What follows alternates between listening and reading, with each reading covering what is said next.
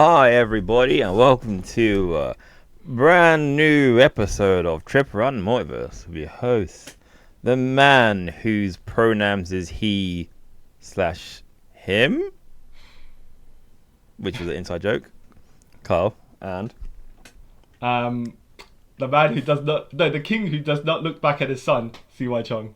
oh yeah, that was and today we are gonna be reviewing and discussing the new, I was about to call it He-Man and Master Universe, but no, Master of the Universe movie that came out, and first thing that threw me off was, oh, Amazon made this. Okay, I don't know why it just stuck out of my head. I was like, you know how like Red 1 came out, and that was more of an Amazon production that wasn't going to go into cinema, but then they thought they'd do that. Double their money. I don't know if the same here, but this looks like they put money and budget into it, so I think they were like, actually, we should try and gain some of that back from the cinema. So okay. I was like, so I wonder if this if this is a straight streaming film. Why? What? Yeah, I think they would have probably just tried to want to make more money from the cinema and then put it on streaming.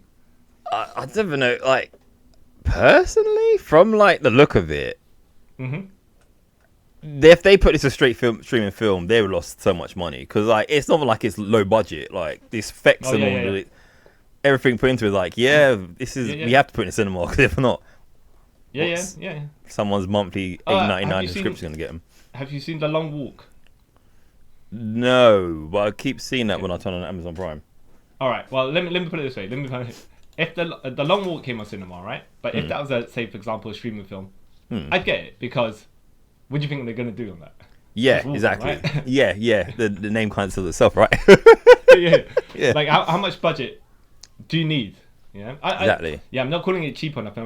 Comparatively, if that was a streaming film, I'd be like, fine, I get it. Yeah, they didn't spend too much money on that. They can't gain back in a decent period of time. Whereas this is like, looks like money's gone into it. Yeah, so especially I say money and effort and time because they made the costumes and they are very faithful, if not exact replicas of the cartoon costumes, which don't look stupid. I mean, like, that's what I mean. They modify it to not look silly either. Yeah, which like when you get like mecha neck and stuff, I was like, really? They actually they actually went for it and it looks better than it does animated. That's pretty dope. Yeah. I will say that. Okay, I'll get to the praising of the film first, the non-spoiler bits. That, like you said, the characters and their names and their abilities and stuff like, they like, some of these are silly abilities. Yes. But within the context of the movie, it works. We won't make fun of them. Yeah. Which there's jokes that happen. Yeah. But the movie's not super serious to any degree either. But it's just like, it's a joke now and then, but a little bit of tongue in cheek, but not like, we're gonna make fun of this character in the movie. Yeah. It's gonna crap all over it. Saying mecha neck, and it's like, someone could easily said, "Oh, this stupid telescopic neck ability. What the hell?" But no, they all treat them good. Everyone good. Yeah. So I was quite. Even the villains. And why I was surprised to see was that villain from the 1987 film. Yeah, same. Appearing. I was like, really? I thought I have not much memories of the original He-Man because I ended up watching like the one that came out in 2003, right? So I thought that villain. Wait, hold on. Just want to check. That's not the New Adventures of He-Man. That is the reboot series He-Man where Skeletor was He-Man's uncle. That's the one you're talking about, right? I think he was uncle, but yeah.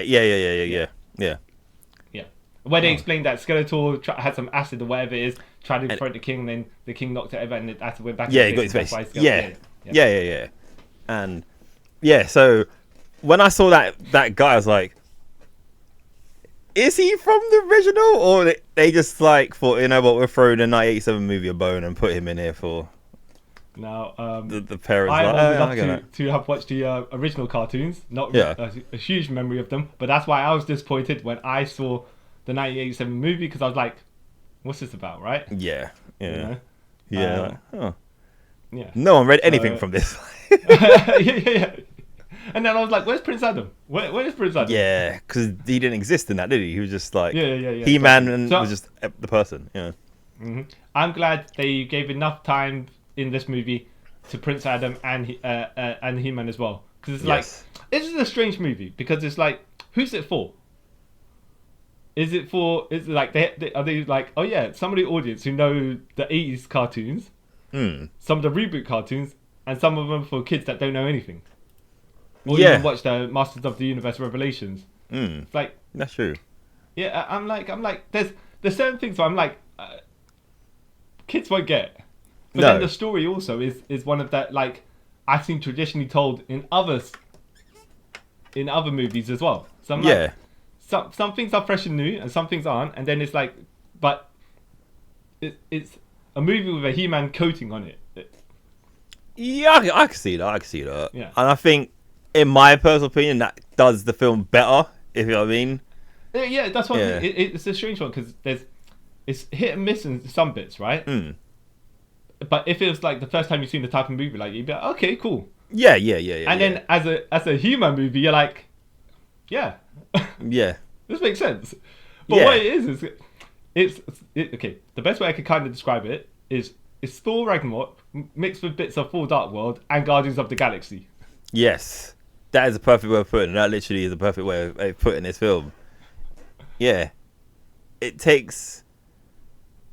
But because I didn't mind for the Dark World. I thought it was alright. But, like... It's taking all the good bits of those films and, like, let's just throw it in a blender. It'll be fine. Because Dark World is more like setting up more of the... I was about to say Amazonian. Asgardian, like, mythology and stuff. And, like, in this film, they set up a lot of the Eternian mythology and things. I was like, oh, okay, that's pretty interesting. I kind of don't remember that, but that's good. I bet you, by the way, I don't know if you've ever seen it. Someone edited the Mrs. Doubtfire trailer to make it like a psychological thriller. Okay, and it's just called Doubtfire. And then it's like, Robin Williams, he's trying to he's trying to disguise himself as Mrs. Doubtfire to infiltrate the family, but not in a comedic way. In a sinister way. Yeah. And I bet I'm sure. Have you seen the American Psycho trailers that they're trying to make it like a comedy? Yes. Yeah. And it's like far from it. I bet you there'll be some person cutting this movie into a trailer that makes it look like a psychological thriller. And like the twist is that it's all in Adam's head. Yes, exactly. Which I thought sometimes in this one was like, I feel like they could go this way. I'm like, that's crazy. Yeah. But I knew they wouldn't because I saw the trailers. Usually I wouldn't see trailers, but I didn't think I was going to have a high opinion of this film. And you know what? It's actually pretty decent. Yeah, it's pretty decent. Yeah. It's like, all right, say you're like 7 years old. You know, every 7-year-old has that movie. Their first thing, like, oh wow, this is amazing. I thought this could be that to a lot of kids. And open the gateways into like He-Man stuff. You know what I mean? Like, So I thought it done pretty well because, like, random. I'm gonna compare this to.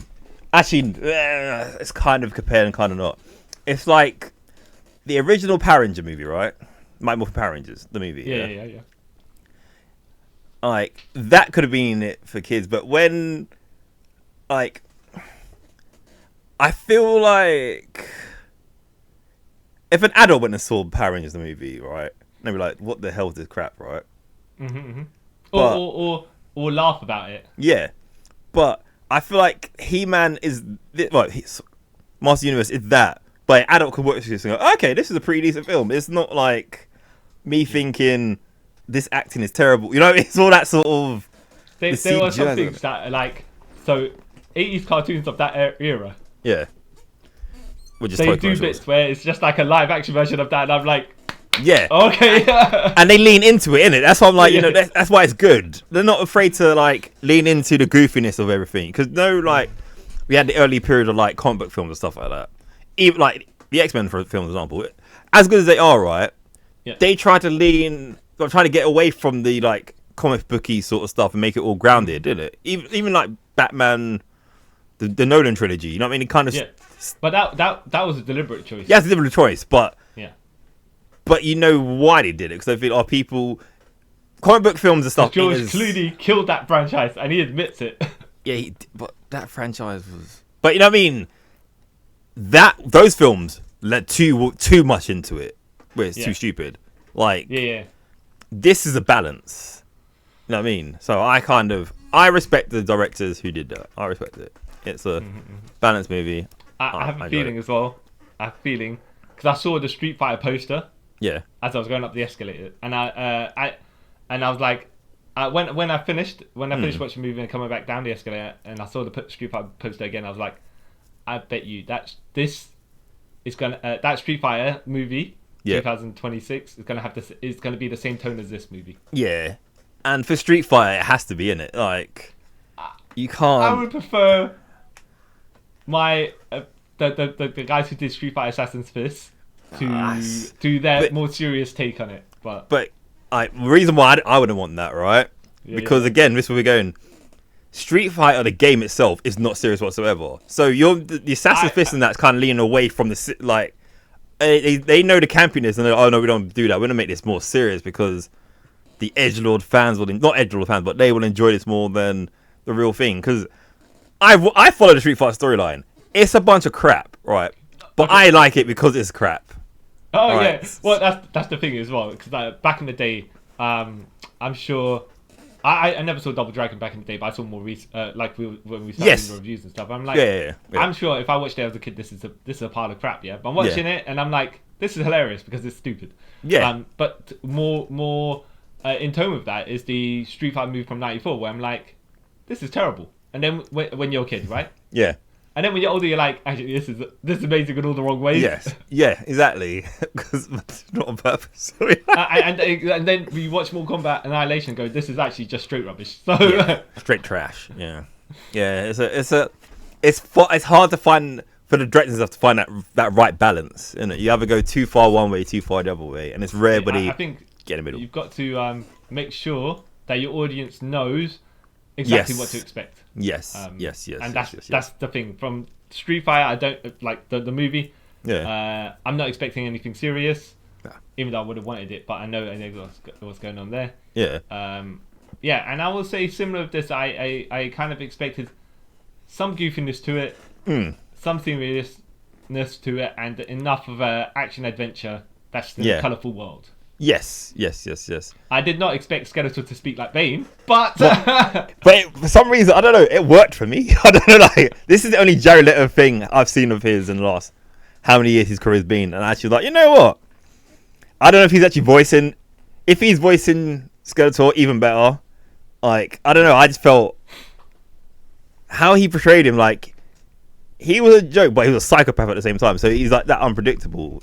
So I was I enjoyed that. You know, it's better than. I think everyone kind of hit the check marks of similarities to their characters in the 80s cartoon. Now, I don't know about the 2003 reboot.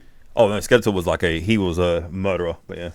Legit, like straight down. As we know, right, through however 100 episodes of He-Man with Skeletor, and he could never better anyone. Succeed. Yeah, he was. So I didn't obviously not expect him to succeed right now either. So yeah. But yeah, I just think he is enough of a threat. Yes. But has that campy cylinder state you would expect from him. Yeah. So that's the best way to say it. Yeah, and I was okay with that. Like, you know what? Yeah. Because if they made him too evil, I'm like, you know what I mean? I don't think would have fit. Yeah, and then, not in the one that is from the 80s movies, because he was what was he? I mean, I try to the only thing he was more of like the Emperor in Star Wars, which is sitting on his chair and he did nothing, directing traffic. Yeah, he really did nothing. No, come do something. Have it up on screen. Yeah, at least this Skeletor he does when he gets the chance, but he's just like Jared Leto. Skeletor here is front and center. Yeah, as well. And, yes. He was there to be in tone with the movie. yeah, you know, and good on him, you know, because he's like Jared Leto for me. Like, he's a lot hit and miss, i.e. the Joker and things like that. But you know. I think he worked it. I think I'm pretty sure he was in a muscle suit as well because first of all, he can't bulk up like that, even though he did change his shape to do a different role where he gained 60 pounds and stuff like that. Yeah. I think it was the guy who shot John Lennon or something. I can't remember. Can't remember. But the guy playing He-Man, Nicholas Galazine? Galazine, yeah, that's what I think I said. Yeah. Now, that guy's bulky. Yeah. And even when he was Prince Adam, in his picture, he was also bulky. Yeah. And I was like... I loved how he did that, you know. Because it was like... I'm not expecting it to be like the more recent animated series where it was skinny Prince Adam, he turns into He-Man and he bulks up, right? Yeah. As I know from the 80s cartoon, I know you have to tell me about the reboot, right? Yeah. He's just basically Prince Adam, but when he turns into He-Man, he instead of his pink shirt and white t-shirt, whatever, he just and his purple loincloth tights things, right? He just gets a tan and gets more naked. And I think his hair gets lighter or darker. I think that's because of the tan, though. I think changed the same color, but because he changed his color, it adjusts how their hair looks. Yeah, you're like, I'm meant to believe this. Okay, cool. Yeah. All right, did he, when he was Prince Adam in the reboot series, I say the reboot series, but 2003 series, was he skinny? Was he big? Was he the same? He was like a normal sized teenager. Okay. Yeah. And then when he's He-Man, he bulks up. Yeah. Okay, makes sense. He bulked up and he had short hair. Or way around. Now, I didn't mind that he was basically the same size because it'd be a bit of a... From a production standpoint, Yeah. How you can make him do certain specific scenes, right? Obviously, he's got to be as big as bulk to do the He-Man scenes first, right? And then he can probably slim down through production, yeah? But still, he's going to have that size. So unless they take like 2 months break in production where he just starves himself, he's not going to do that. And then if they have to come back for reshoots, it's just like, nah. Yeah. Just leave it. Just leave him having his, what's it called? Body dysmorphia. Yeah, exactly, you know. But I liked how they undisguised it. Like he just wore like baggy clothes. Like okay, that's a easy way to get around it rather than seeing him like bulky already. Like just thinking that he's puny and stuff, but it's a mental thing, yeah. Yeah. So I'm like, okay, get with that angle. Get that as well, yeah. Like, and they didn't, in my from limited remembrance of the original, they didn't change much like of the mythos or anything like that. Realistically, which was cool. I did like Idris Elba as Man at Arms. Yeah. I did like how when you first see him, like, oh yeah, he's a big stoic guy, you know, he's down for the cause and all that. Then he gets not killed, but he gets like beat up by what's that bad guy's name? Lockjaw. Is it Lockjaw? Yeah, Trapjaw. Inhumans. Yes, that's Lockjaw. Mechajaw, maybe. Trapjaw. Yeah. And like when you first see him, I was like, by the way, I know you just spoiled a bit of the film, but that's in the first 10 minutes. So So oh yeah, by the way, spoilers. Yeah. I'm trying to do no spoilers, but it's the first 10 minutes anyway, so it's not, I wouldn't say it's a major. So and then stuff what happens like, oh wow, I could see how he goes from A to B because the first 10 minutes of the film is quite, I wouldn't say dark, but it's quite a lot. Like, oh wow, this. Yeah. A lot happens. A lot does happen. Yeah. Okay. And, I was like, they had to do the voiceover to get all the.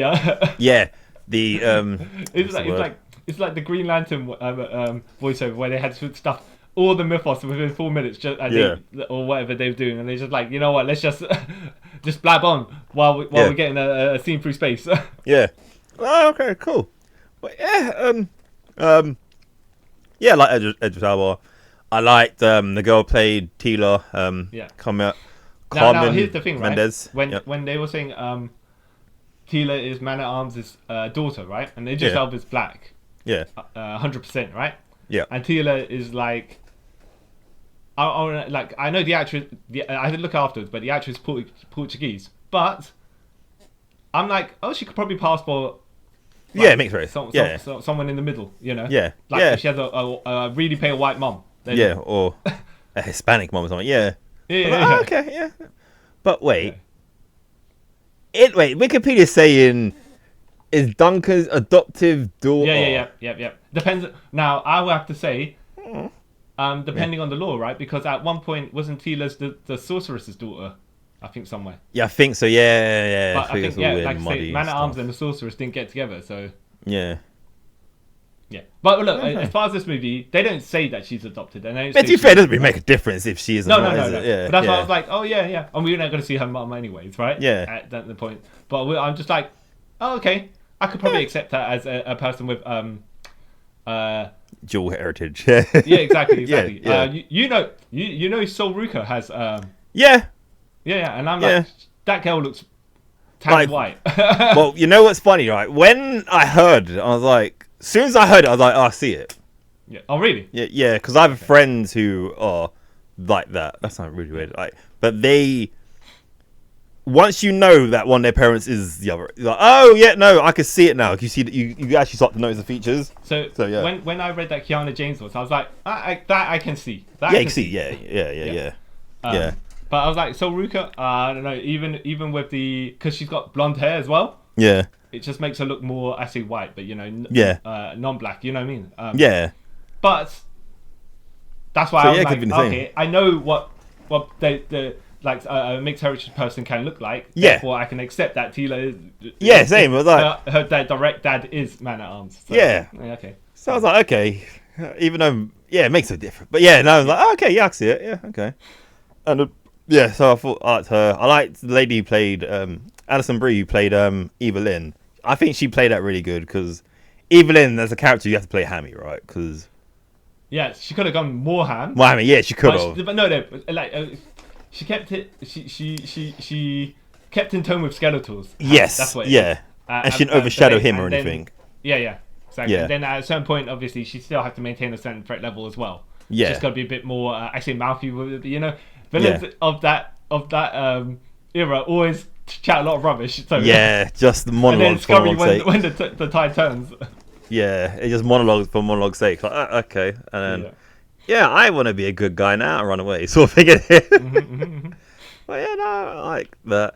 And I like all the cameos for like the characters from the actual series.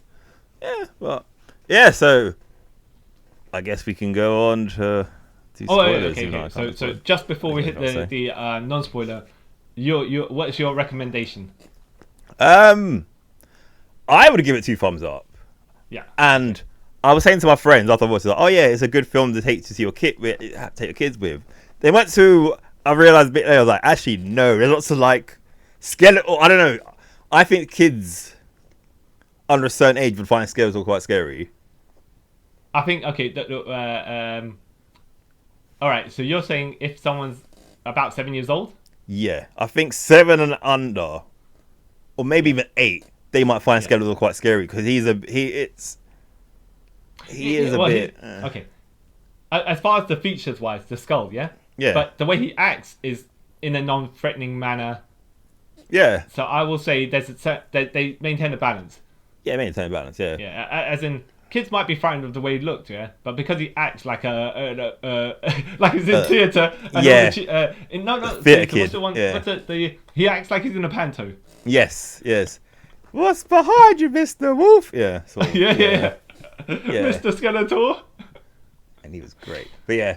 But yeah, I get that.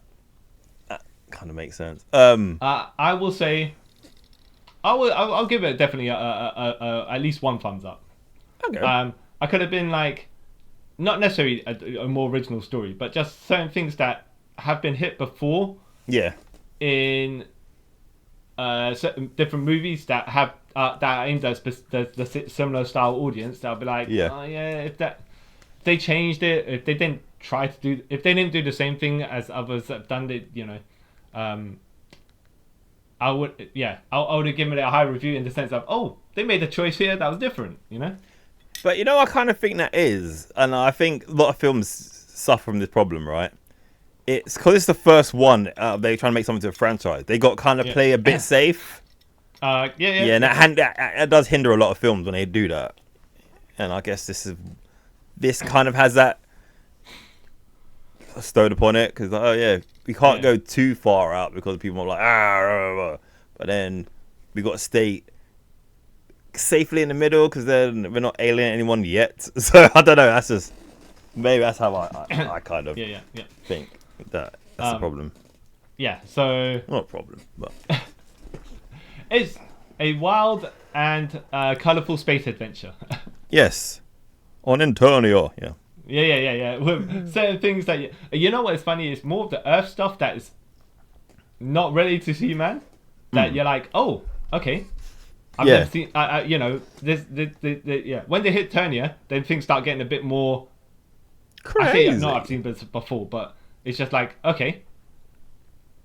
The story's going to saying more predictable, but going in a certain direction. Yeah.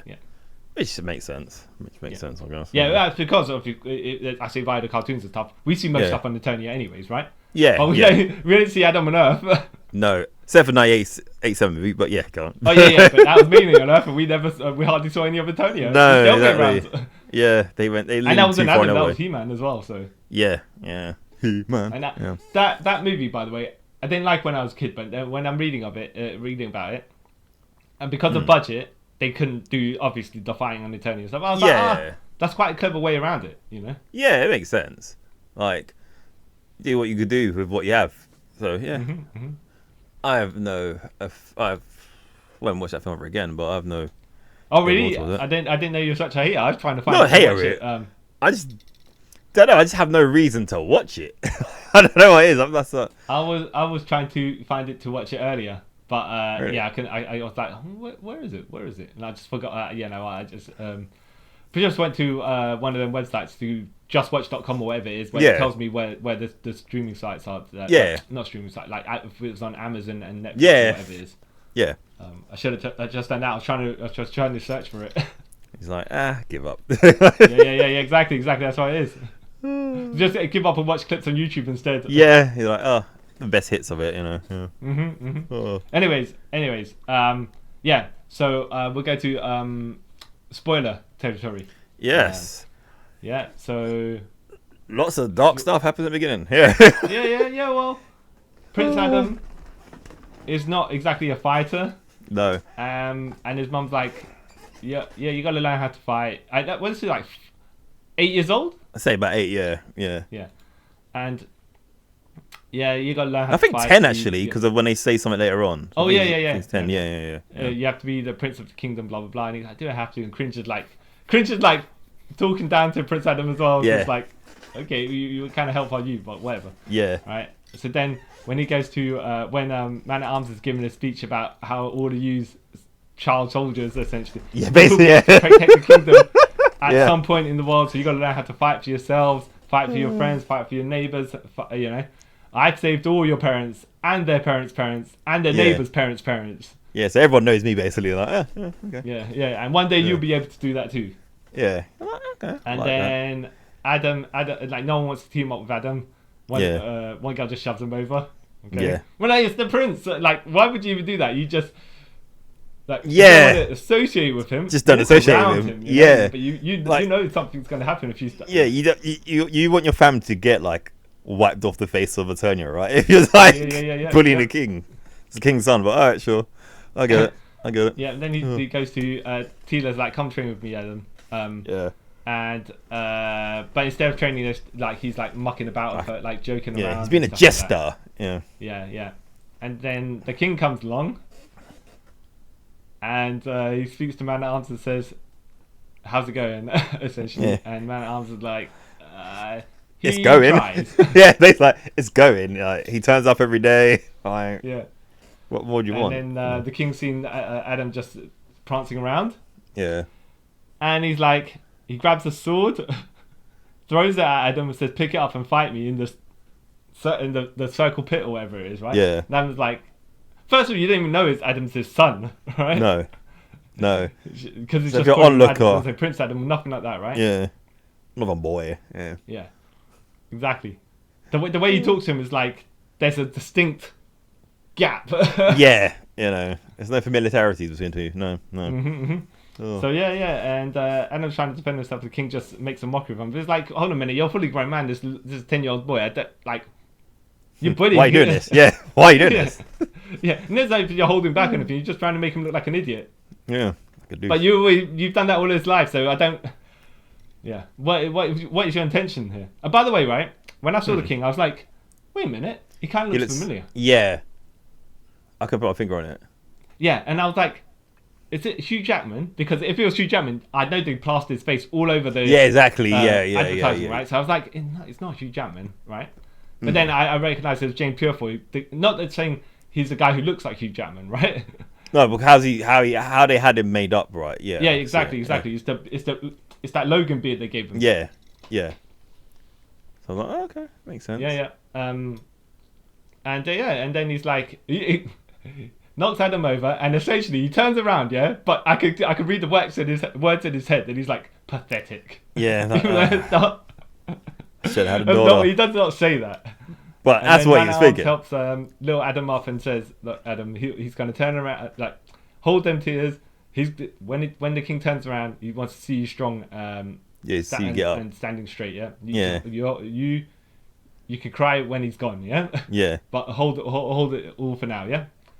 Any second he's going to turn around. Yeah, any second out. Walk. Any second out. Yeah. King turns the corner.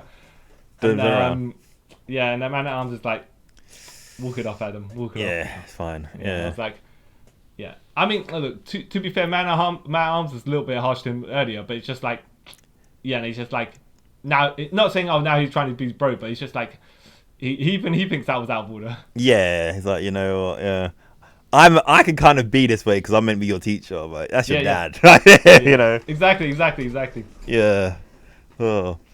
And then, literally straight after this is when the, I don't know. Okay, for some reason, I thought Skeletor's group has a name, but they don't. Yeah, they just start attacking Eternia. And the Adam and his dad and mum are in the castle, and Man of Arms with T-Line's like, okay, you guys, I'm going to get you out of the castle, so, you know, get you to Mount Grayskull and be fine. So they're making their way through the castle, people are getting shot and everything and dying. It's quite violent. Like, oh wow, this is They don't shy away from getting stabbed. Yeah, because it's not guns. Because it's space lasers. Apparently, it's okay. And when they're shooting, there's no blood. So okay, that's okay. Yeah, sure. And then because they're non-humans, also it's okay. Yeah. So then they get to a certain point, and oh, by the way, just before you continue there, randomly on the side, right? You know, when they were doing figurines for X-Men and stuff like that. Mm. So I think they were saying before, way back in the day, there was a charge on if you're doing human figurines or non-human figurines, right? Okay. So if it's so if they're human figurines, there was more of a customs whatever it was. Yeah, I'm not 100% sure what it was. But people are saying the irony because the X-Men figurines, they're supposed to be they're mutants, right? Yeah, so technically not humans. Yeah, exactly. So they got charged less, right? But the whole point of the X-Men is like we're supposed to be equal humans. Yeah, so the mutants we're supposed to be the same. Like you treat us the same. No. I found that funny. Anyways, go on. Oh. Then they get to a certain point, and then they see that lots of the Eternia people get killed walking down the corridor. Then you see Trapjaw and oh no! First, Man at Arms gets his shine. He gets to shoot up people and everything like that. Yeah, he gangster. Yeah. Standing, do the gun carter from Equilibrium, where he stands in the same spot and somehow manages to shoot everyone. Yeah. And then gets his hammer out and all that stuff. Like, oh, it's cool. And then and then also we see like some of the other Master Universe, like Ram-Man and Fisto. Well, not unnamed at the moment. Unnamed, yeah. And briefly Mechanic, briefly. And then so Man at Arms is confronted by Trapjaw, and he's like, "Hey, Tila, you take these guys to the exit, and I'll catch up." And she's like, "I can't leave the exit." Like, I said, "Go." Mm-hmm. And then they have a fight, Trapjaw and Man at Arms. And it's a pretty decent fight. Be like, oh yeah, this seems like a walk in the park for Man at Arms, isn't it? Because he's like just beating him up, and then Trapjaw's like, basically, none of these hits hurt me, and then just like switches up and like batters the crap out of him. Yeah. And then he shoots him, which I thought, oh, they're killing him off straight away. Like, because it's like a point blank like shot to the chest. Mm-hmm. I'm like, oh, they're killing him off. And then Tila runs back, and Trapjaw's like, pathetic. Oh, I'm gonna go and kill more people, but he lays a bomb. So then Tila's like to her dad, we gotta get up. Then he clocks that there's a bomb in the wall. Is like, we need to get out of here. So he grabs her and they jump out of the window while the corridor blows up. Yeah. And then now, like you're saying, yeah, I did not expect Trapjaw to win the fight decisively. I was like, okay. No. But there's gonna be a comeuppance later on in the movie. Yeah. I see level of predictability and stuff. But I was like, good that they made they used man-at-arms as not a jobber, right? Yeah. But to put other people over to so the threat level is pretty high. And it gives him a character arc as well. So I was like, cool. Yeah, exactly. So I was like, well done. Yeah. I thought, like you said, probably thought Trapjaw was going to get his hope spots, or his heel heat, his hope spots, and then take the pinfall, right? But yeah. No. He got the decisive win. I was like, you know what? Yeah. Hey, good. Yeah, like, okay, cool. They actually done something well. Yeah. So then like, now it's like, okay, where's this film going?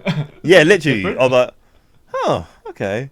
And then so we get the Adam's family get to Mount Grayskull, the Castle Grayskull, sorry, and then they're meeting the sorcerers. Like, okay, well, no, you skipped a bit. You skipped a bit where so then Adam and the king and his mum, they run into Castle Grayskull. Yeah, and then the Skeletor is coming up the other rampway, and he's like, "Yo, King." I thought I was inside Grayskull. Oh no! Oh really? I thought no. I think you're right. No, you're right. Because you're right. Because he goes to him, you lot go. Yeah, exactly. And, yeah.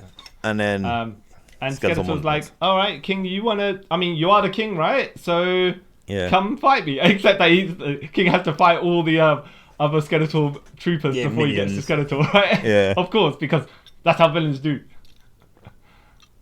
And then he's like, time to kneel before me because I am the king now. Yeah. And then, so he monologues and that stuff. And then that's when we get to the Castle Grayskull. And Adam's mom's like, okay, we need to get him out of here. And the sorceress. Did I say sorceress? That's what she is, right? Yeah. Yeah, sorceress. Oh, I was thinking it wasn't. It's like, okay, we're going to send him somewhere. And then Adam's mom goes, send him to my home. It's like, oh, so he's half human. Okay, cool. Yeah. We're pretty touched upon that in different film. Anyways, so then they're like, okay, you take that sword and we're going to teleport you somewhere. And instead of Adam running towards the sword, he just walks to the sword where, okay, dude, where's the urgency? You need to get out of here, man. You see all these buildings and stuff getting blown up. You need to, get a step in. So then he's like, but okay. I'm going to allow it for the shock first of all, right, of what's happening. The awe of the sword of power because of the mythos and all that stuff, right? So he's going to be a bit nervous there, It's similar to Jason's coming to kill you, and you can't open the locked door. You're having a problem with opening it. So okay, I'll let it off. So then, while he's getting a sword, and Skeletor comes in with the dad, like, okay, little boy, give me the sword. It's like, no, and then that's where the sorceress gets in the way. He goes, okay, she's like a shield. It's like, okay, you need to go. Don't worry about us. Make sure no one ever gets his sword. Blah, blah, blah. So then he gets sucked into the portal, and he's holding the sword. And it's like, oh, it's kind of like the Rainbow Valley. What's that? Yeah, it's like the Bifrost, how he's going through. And then while he's going through the portal, getting to Earth, he accidentally lets go of the sword, and the sword falls out of the portal first, and he lands somewhere in Oklahoma, I think it is. This is where the film starts. He's on his date. He's like, oh yeah, by the way. So it says it was his girl, and she's like, what? And then she thinks he's crazy, and then he tries to tell her some more, and she goes, oh, I got to take this, and he's like, your phone's not ringing, and she's like, yeah, I need to take my phone and go, and she just leaves. Now, by the way, I didn't expect that, right? The way he was telling the story from the beginning, it was like, oh, he's telling clearly to somebody, maybe his friend or something, to the audience, but within the context of the movie, surely to somebody, right? Yeah. But I didn't expect it to be a date that he was on, right? Yeah. And I was like, that one was That's also clever. quite clever. Like, that's a good one. That's a good one. Yeah. And then after that, we kind of just see Adam's life on Earth, how he's in human resources. He sees his roommate as well. He was watching rom-coms and stuff like that. Yeah. Now, whether his roommate is gay or not, they don't go that far. They don't tell us anything. But he's definitely I want to say a metrosexual. Yeah. But, yeah. He's a sensitive male. There's nothing wrong with that. Yeah. But that because his roommate's like, oh, so you're back early, yeah? And he goes, yeah. And then he's like, did you tell him about eternity and all that other mumbo jumbo stuff? Yeah. And Adam's like, yeah. And she goes, well, he goes, no wonder she left then, right? Yeah. It's happened multiple times. You got to just be like, just get on. I'm going through therapy, but that's the best. Yeah. Oh, my parents died, and yeah. You don't need to cover none of that stuff because then you know. I thought it was good, and then we go to Adam's room and we see all like his photos and stuff, or his pictures he drew of Eternia. Like, oh, that's quite sad. And then that's when we find out he works in middle management for some company, and you could tell he doesn't like it, and he spends most of his time looking for the sword online.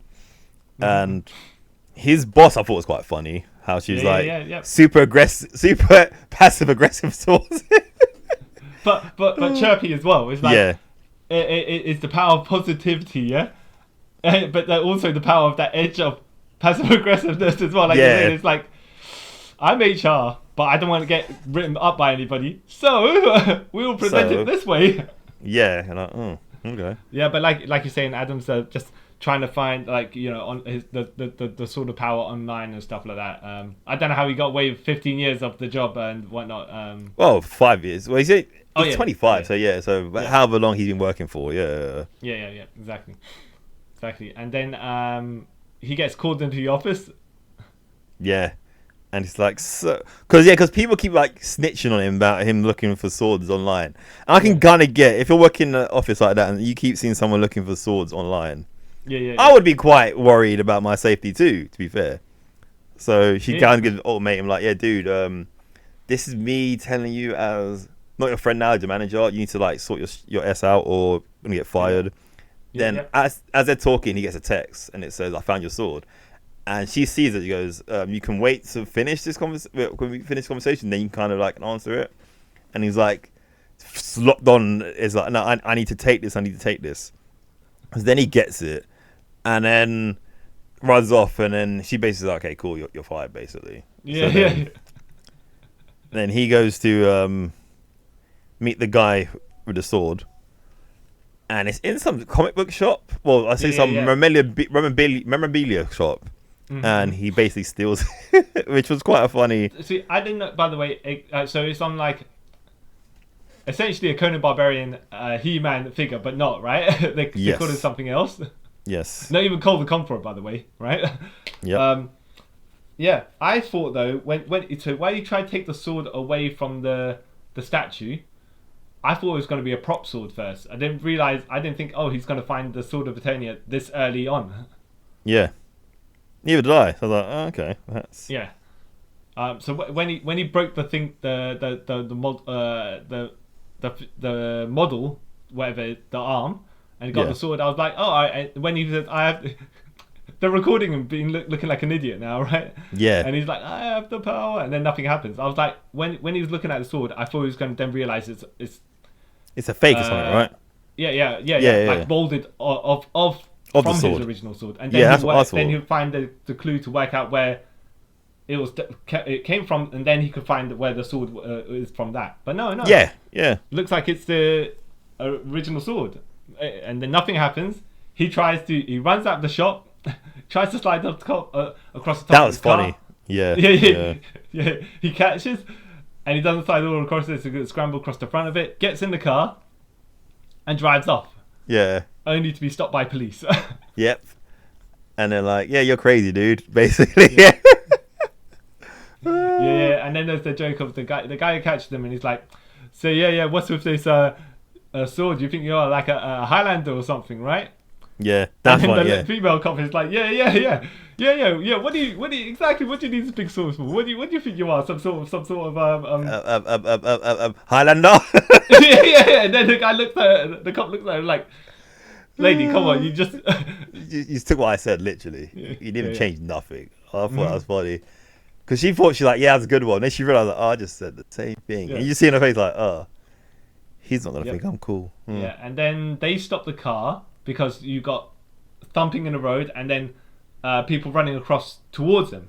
Yeah. So naturally, they're like, okay, let's go investigate, and they tell him to stay in the car. Yeah. And then they see Beastman, and they're like, you know what, we're gonna leave. We gotta go. Don't get paid enough for this. Yeah. Okay. Yeah. And then Adam is in the back seat. Obviously, police cars, the back seat, you can't open the doors. So he uses the sword to smash the window to get out.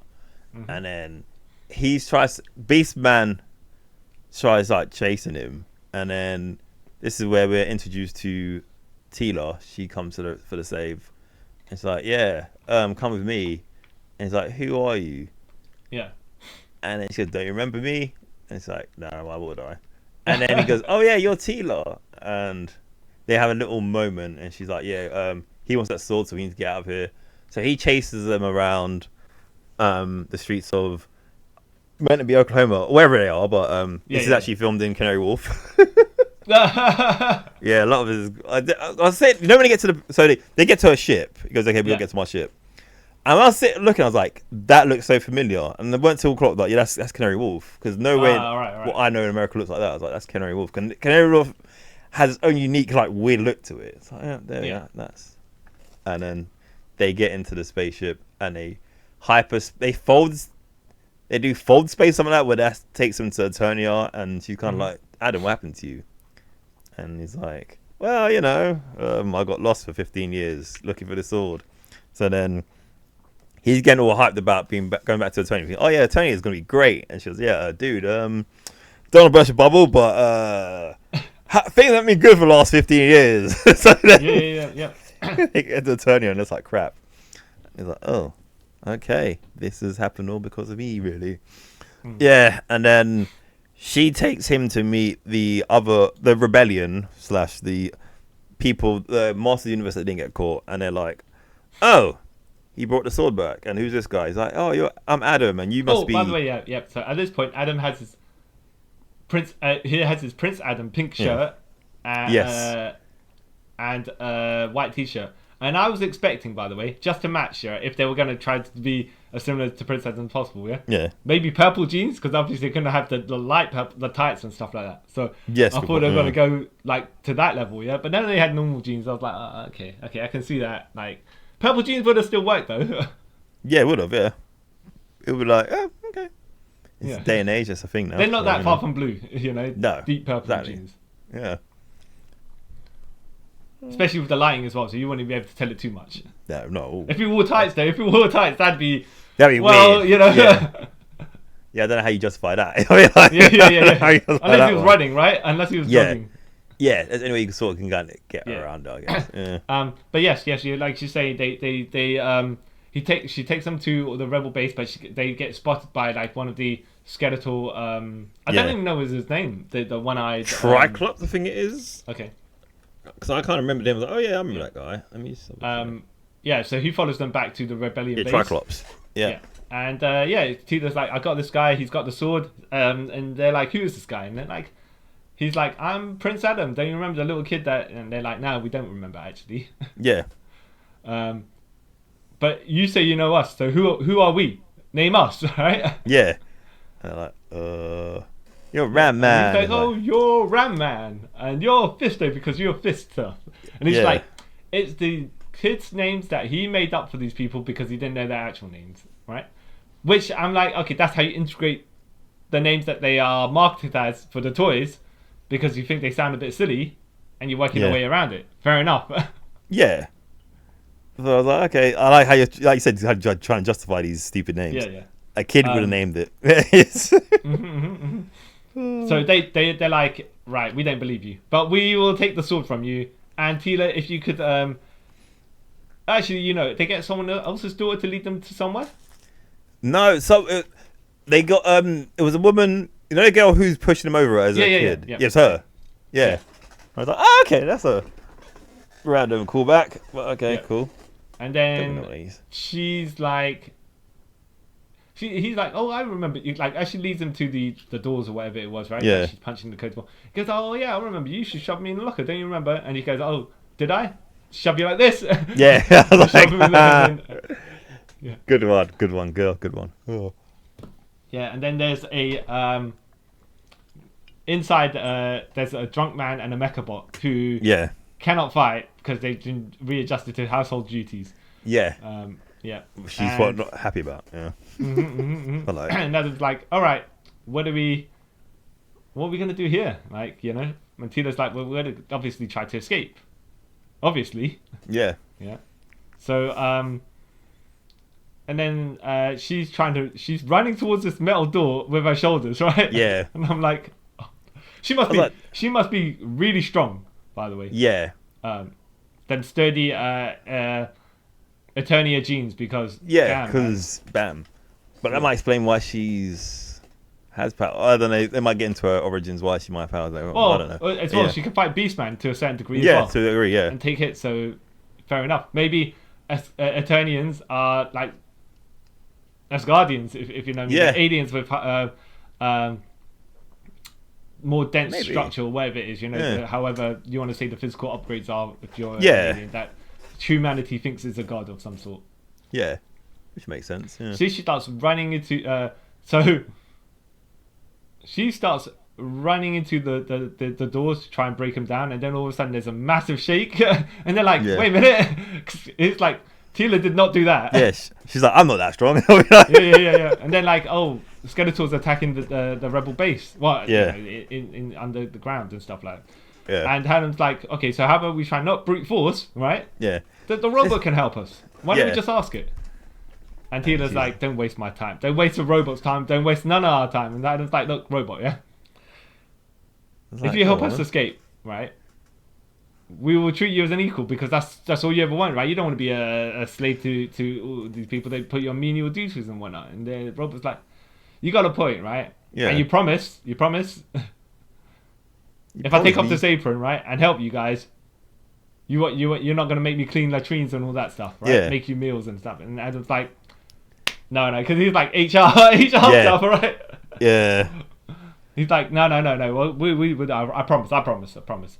So then the robot just breaks the door down. Yeah, just effortlessly just walks through the door, and they're like, oh, it's like okay. Then Tila's like, oh, me too. Okay, go on. He was like, oh, yeah, we need to take this guy. And Adam's like, no, he seems fine there. And he goes, no, we have to take him. It's like, why? Then that's when she's like, that's my dad. And he's like, wait, what? That's Man at Arms. And he's like, yeah. And obviously, because of what's happened, he's become a drunk. And she's been looking after him for the last, like, 15 years. In a prison cell or whatever it is. Yeah, unless he's just been there. She hasn't. Well, I don't know. And then exactly. They didn't explain it. And then so they pick him up to go. But they tried to, and then the robot's like, you want me to do it, right? It's like, yeah. It's like, oh, you've already kind of gone back on your deal. So then they leave the cell and start trying to head to leave the rebel base. And then they get, while this going on, like, lots of people getting, like, murdered and captured and stuff like that. Mm-hmm. And they eventually make it to a landing bay, and they're hiding behind these. They see some of Skeletor's troops by Tila's plane. They're like, okay, how are we going to do this? And I'm like, okay, give me a minute. I will try and talk to them. And they're like, wait, what? Oh, no. First they passed all the guys, because they get their sword. Yes. Oh, yeah. So as they're passing all the teams and everything, like they said, we'll hold them off. You get to take the sword and get out of here. Yeah. And then they do that. Because they've checked in, it's the original, authentic, actual power sword. Yeah. Which is cool. And then Adam's about to go and talk to the guards, and then while Man at Arms looking up, he sees that Trapjaw's with them. He's like, oh, not him, anyone but him. Yeah. So obviously he's still having like PTSD from what happened. So then Adam goes over to start talking to him, and Trapjaw's like, nah, dog, you're just a flea to me. Who are you, basically? Yeah, and then try to do a spear, and nothing happens. yeah, he tries to spear him. He like runs into him, and then Trapjaw's just standing there, and like you can see him trying to push, but his feet are just like on a treadmill sort of thing, going nowhere fast. So then after that, he gets thrown about, and then was it Tila said to him, "Why don't you use the sword?" Yeah. And then he holds up the sword and says, he doesn't know what to say. And then he has flashbacks of the sorcerer saying what he had to say, like the key phrase, whatever. And then he says, "I have." By the way, yeah. Just before this, when Tina was saying to him to use the sword, I thought he was just gonna use it and start trying to fight with it. Yes, I and then thought, make a mockery of it, and then get to this point. But no. Like you say, he says the magic words. Yeah, by the power. Yeah, whatever. And then he becomes He-Man. Yeah. And I did like he did get super strong and speedy and stuff like that. Yeah. But he still had no skills, so he's like kind of getting lucky hits and stuff. And then Trap's was like, "Nah, dog." He's still like beating the crap out of him.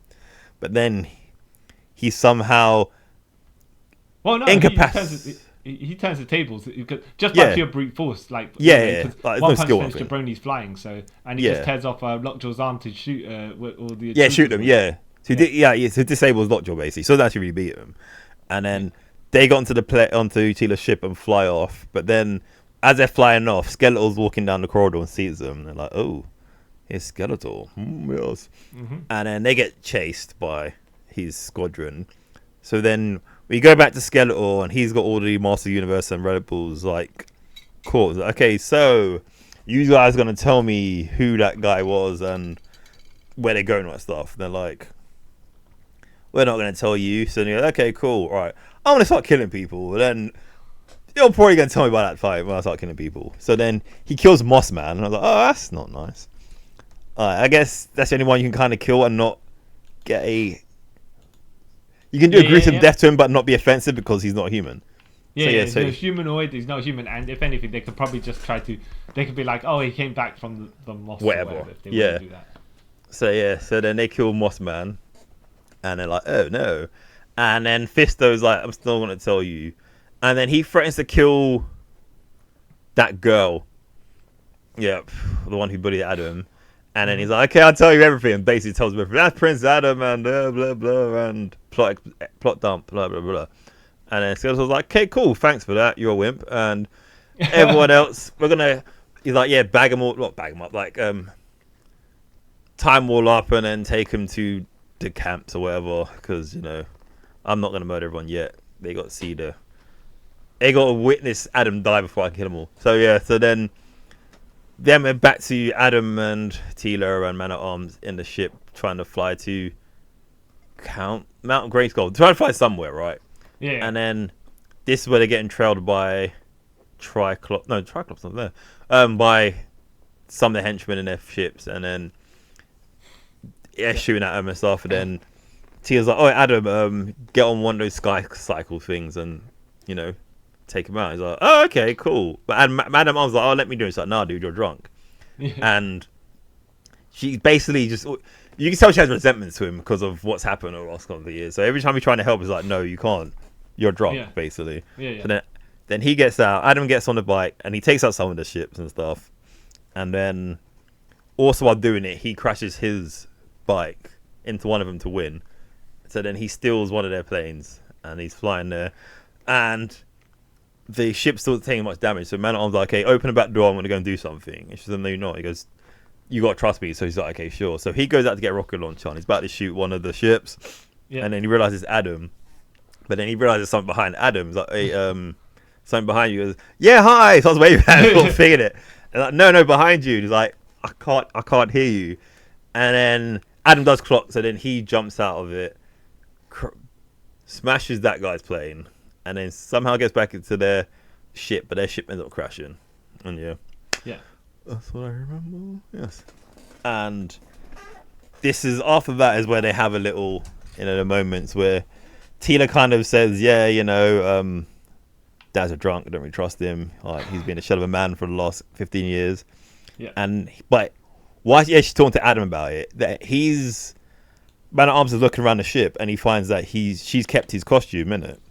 So he gets it. He's like, "Okay, this could be sort of my fresh start." So we go back to Adam and Teela talking, and he's getting weird signals from her because he thinks that she likes him, and she's about to dump that. "Oh yeah, I like you." It's like, "Yeah, I thought about you for a lot of the last 15 years. We were so close." Blah blah blah. And I was like, "Yeah, really? Yeah."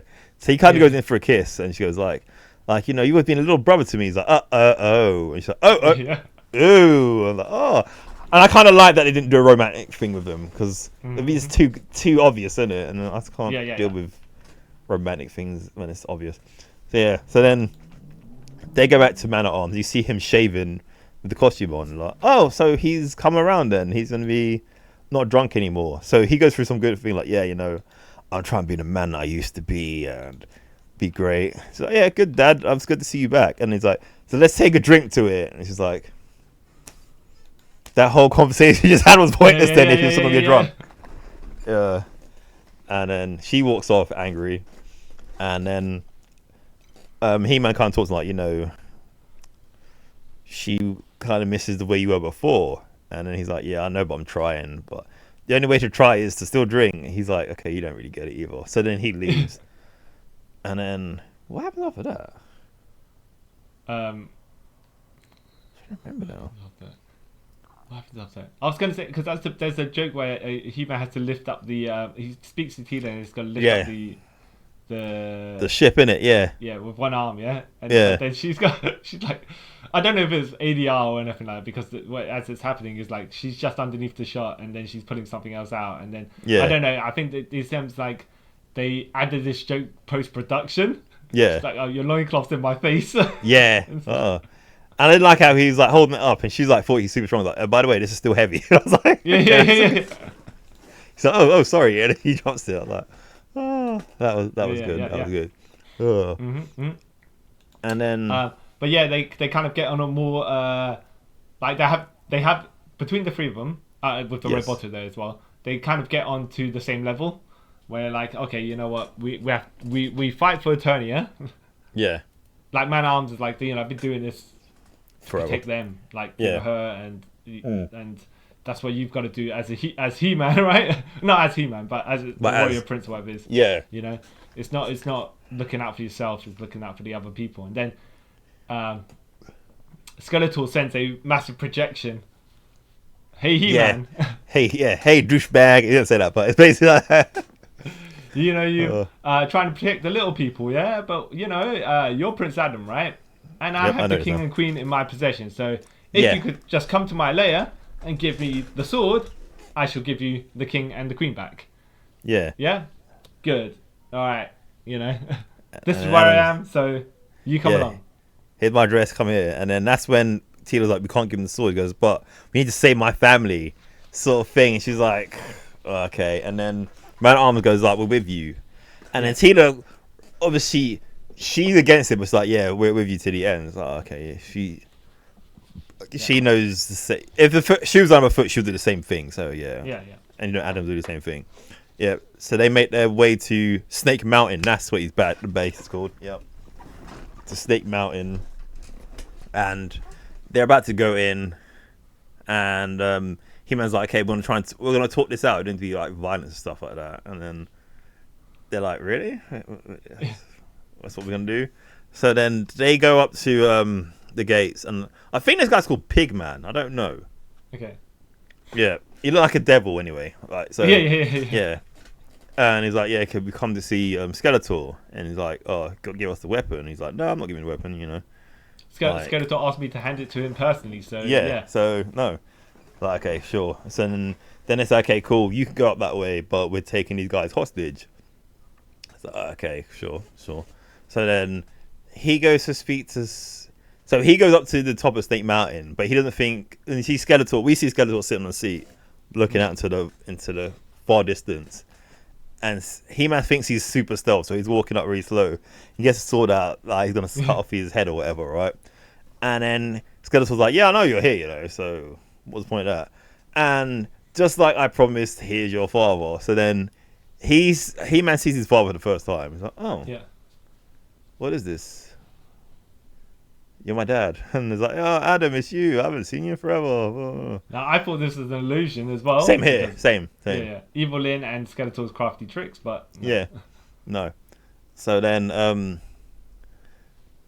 they have a talk. Yeah. And is it this bit? And then, this is where he fights all the henchmen, right? Yeah. He's like, Dad, we can escape, essentially. Yeah. So then he fights all the henchmen, And again, this is quite violent as well. A lot of it, because It's a fun fight though. It's a fun silly fight because he's grabbing people and just throwing them into each other and stuff like that. Yeah, and then he sort of keeps getting like knocked out of his way, so he's just demonstrating like brute strength and stuff. So it's pretty cool. Yep. And then he breaks off one of I want to say Pigman's hooves and stabs him in the neck with it. I was like, that's quite violent for So he beats all the skeletal troopers, and then he's fighting 4 of the skeletal. The mini bosses, right? At the same time. And yes, you're saying, right? He pins the guy from the 1987 movie against the wall with his sword, right? Not like stabbing him into him, but like, you know, parts of his costume or something like that, right? Yeah. But yes. He breaks Pigman's horns, and then there's a shank, and I'm like, right? Yeah. Yeah. I was like, okay. That's like instant, like, and then the other cuts him off the building like he's more right? It's like, so he's like killed this guy twice. Pointless, but okay, sure. And then he goes to gets the sword and goes to talk to his dad again, right? And then why does the building collapse? Oh, because I think Skeletor shoots a beam at him and then he deflects it. That's it, yeah. And, so it hits the roof. He tries to blast Skeletor with the sword of power or something like that, and then Skeletor's like, I gotta teleport away. Yeah. Until next time. Yeah, sort of thing. Then exactly. And then he basically causes the building to some of the building to collapse on his dad, and then he goes, Dad. He runs over. Blah blah blah. Dad and then Dad's like, oh, who are you? And he goes, do you remember me? Yeah, it's me, Adam. It's your son. And he goes, let me see you. And then he's basically saying, oh, my son, I treated you so bad. And I'm like, yeah, you did kind of, didn't you? Yeah, kind of, yeah. Which is a strange one because you're like, if he did look back, then you'd be like, okay, fair enough, yeah? Yeah. He knows he's been harsh, but he needs to be harsh. How sorry am I to feel for this guy? I know he died accidentally and stuff, but you've given me nothing much until this very moment. Yeah. To get some sympathy for him. Yeah. You know? Nah, F that guy. So sorry. F him, man. Oh. And then... So and then why he's one of his dad, that's when Skeletor hits him with the ram skull and knocks him out. Now, by the way, let's if this was on the other hand, if this dad was an illusion because his dad had been dead for... Because I still thought it was as well to the point, yeah. And then when the building collapsed or whatever, it's still an illusion of his dad because we come over here, son, come over here. Yeah. And then, then the illusion fails and not fails, but you know, the enchantment comes up and Skeletor is like, you know, tasering He-Man. Yeah. Then I'd be like, oh, okay. Yeah, because that's what I thought it was going to be, but, well, okay, either way, it still worked. And then because of him getting knocked out, he loses he goes back to his normal form. Yeah, well, pink shirt and by the time they drag him to the prison, he's Prince Adam again. I mean, he's Adam Glenn again. Yeah. I was like, oh, okay, that's cool. Yeah. And then, I was like, is this like the enchantment for Thor's hammer, where if you separate it from 60 seconds, turns back then normal, he goes back. or maybe, you know, or does it have to be knocked unconscious to? I don't know. Yeah. First of all, they establish the rules, and so you're not exactly sure, right? Yeah. But is there a power drain somewhere? I mean, is there a power limit, like a time limit? In the context of the movie, they had to. Yeah. The other way they could have done it was that when he first transformed, it was like that half state where he's Adam. Yeah. But powered up by He-Man, but certain He-Man abilities. So then at the end of the movie, when he does it again properly, he becomes fully He-Man. He's full He-Man. But there you can depower him, right? Whereas he's full He-Man, and I'm like, how do you depower him? But he just does. He just does. Just does. Yeah. Whatever. Yeah. And then. Well, we're going to say Skeletor magic, yeah? Skeletor magic, yeah. Whatever. Alright, so this bit you may have to fill in because I fell asleep for like 2 minutes. Oh, really? Yeah, because I was up at 3 that morning, so yeah. Oh, okay, yeah.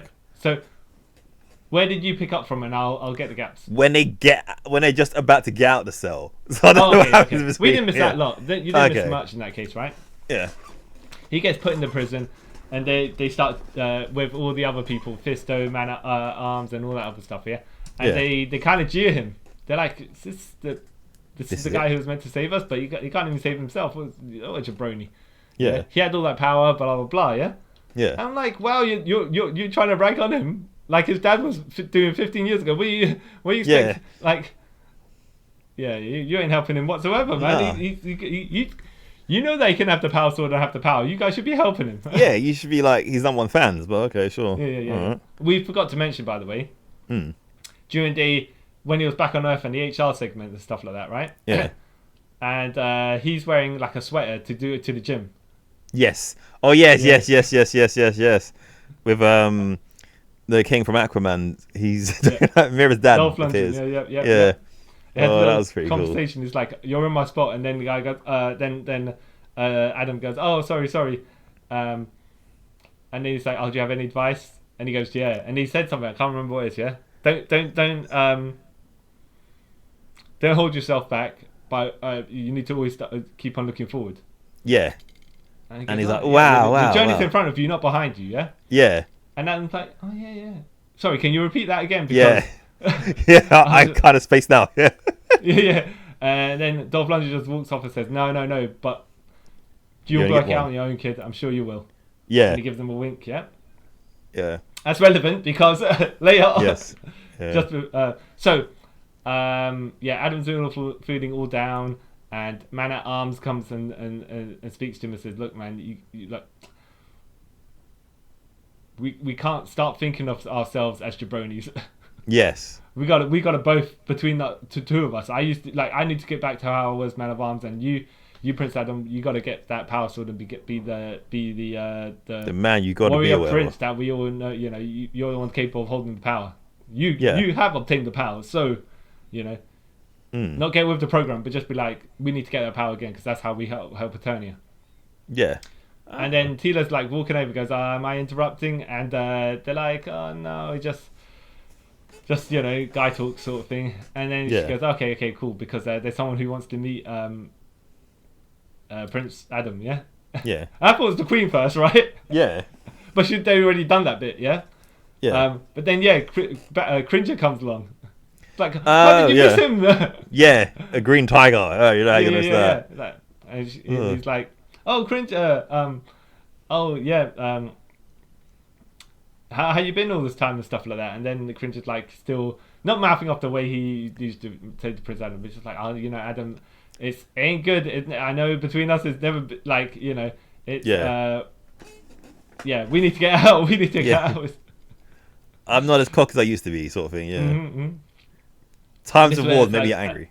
Yeah, and then it's like, "Oh, you know what? Yeah, all this time we've been looking back. Yeah, we need to look forward. The lesson that he learned from Dolph Lundgren, right?" Yeah. And he goes, "Okay, I've got a plan because what we're doing is action all the time. No, it's not an individual, right? Yeah. It's the team." And that's when he gets all the people together and he goes, "Behold," right? Like it's Morpheus in the Matrix films. "Zion," right? But not Eternians. Yeah. And then he's just saying, "Look, right? We need to formulate a plan to get out of here. Yeah, and they're saying, "No, look, we can't do jack. We're all prisoners on it." We go, "No. You are Fisto. You got that big fist that can break all sorts of stuff, right? Yeah. You're a ram man. You can ram stuff. And you are what do you say, telescopic neck guy? I can't remember." He's like, "You're just cool." Something like that. So like yeah. So we all can do stuff, right? We gotta. It's not the individual that matters; it's the group. Yeah. So if we combine our abilities, we're better than the whole. We're better off as a whole. Yeah. And they're like, "So what's your plan?" It was like, obviously to break out of here, right? And then the guy's like, "Them bars are made of the equivalent of Eternian adamantium." Yeah. He goes, "Yes, correct, but what are they attached to? Rocks, yeah? Yeah. And we can break the rocks, surely, yeah?" And you're like, yes. All of us combined, right? So then, I think as well, does the robot start shooting the rocks at the top as well, just to weaken it? Yeah. Yeah. So they get all the relevant Masters of the Universe characters, yeah? Yeah. And start pushing the gate as the robots like blasting the rocks, and then the gate falls, the dust all flying everywhere. The skeletal troopers are looking like, "Oh, what's going on here?" And you see Adam and all this crew walking through the smoke and fog, and then as the cameras focus on looking cool, they start doing close-ups, and everyone's like choking on it. Yeah, a bit funny. Like, yeah. That's why I woke up like, there it is. Yeah, and then they're like, okay, charge, and they start taking over the show. Yeah, and this is when they start like doing. So yeah, this is where they escape, and then Skeletors can't use. That's it. No, after this as well. That's where Skeletors like he tries to turn into He-Man and goes, "I have the power." And he's like, "Oh wait, what?" And then Evil-lyn's like, I don't think it works like that."